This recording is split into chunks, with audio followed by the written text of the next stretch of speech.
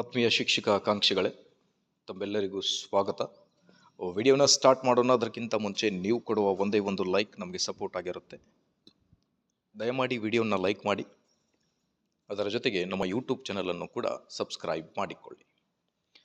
ವೀಕ್ಷಕರೇ, ಕರ್ನಾಟಕ ಶಿಕ್ಷಕರ ನೇಮಕಾತಿ PST, GPSTR ಮತ್ತು HSTR ರಿಕ್ರೂಟ್ಮೆಂಟ್ 2026ರ ಅಪ್ಡೇಟೆಡ್ ಇನ್ಫಾರ್ಮೇಷನ್, ಅದರ ಜೊತೆಗೆ 56% ರಿಸರ್ವೇಷನ್ ಕುರಿತು ಕೂಡ ಈ ಒಂದು ವಿಡಿಯೋದಲ್ಲಿ ಒಂದು ಲೇಟೆಸ್ಟ್ ಅಪ್ಡೇಟನ್ನು ತಮ್ಮೊಂದಿಗೆ ಶೇರ್ ಮಾಡ್ತಾ ಇದ್ದೀನಿ.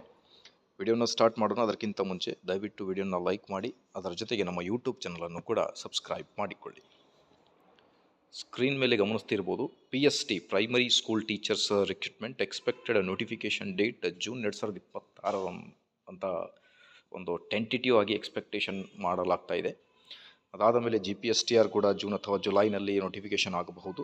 HSTR ಈಗ ಈ ಮೂರು ರಿಕ್ರೂಟ್ಮೆಂಟ್ ಬಹಳ ಇಂಪಾರ್ಟೆಂಟ್ ಆಗಿರುತ್ತೆ. ಬಿಕಾಸ್ HSTRಗೋಸ್ಕರ ಭಾಳಷ್ಟು ಈಗರ್ಲಿ ವೇಟ್ ಮಾಡ್ತಾ ಇದ್ದಾರೆ ಶಿಕ್ಷಕ ಆಕಾಂಕ್ಷಿಗಳು.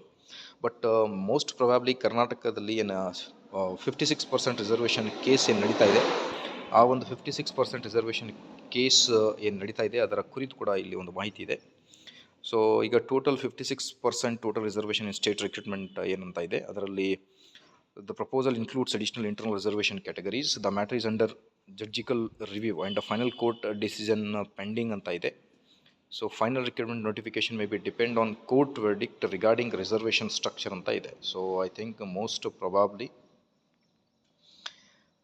ಆದಷ್ಟು ಬೇಗ ಈ ಒಂದು 56% ರಿಸರ್ವೇಷನ್ ಕುರಿತು ಏನು ಕೇಸ್ ನಡೀತಾ ಇದೆ, ಈಗ ಮಾರ್ಚ್ನಲ್ಲಿ ಇದರ ಹಿಯರಿಂಗ್ ಇದೆ.